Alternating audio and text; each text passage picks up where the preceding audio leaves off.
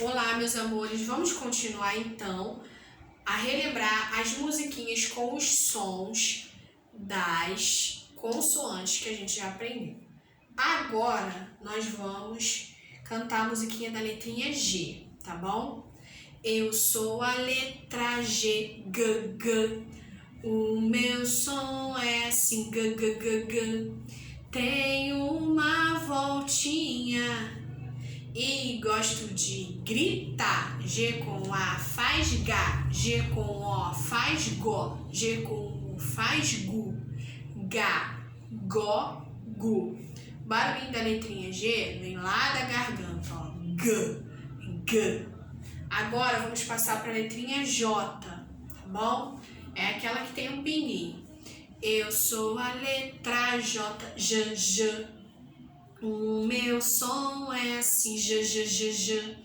Eu tenho um pinguinho e gosto de jogar. J com A faz Já, J com E faz Gé, J com I faz Gi, J com O faz Jó, J com U faz Ju, Já, Gé, Gi, Jó, Ju.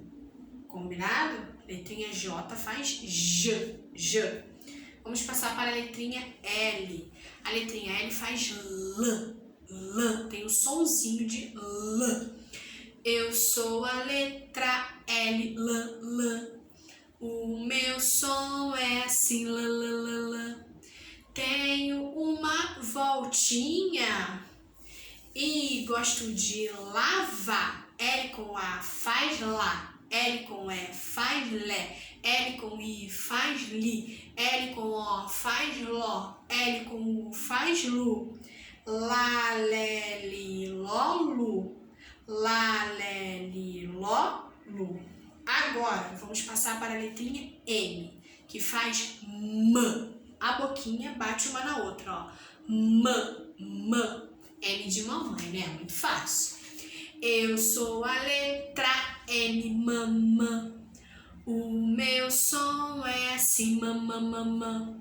Tenho 3 barriguinhas e gosto de mamar. M com A faz má, M com E faz mé, M com I faz mi, M com O faz mó, M com U faz mu.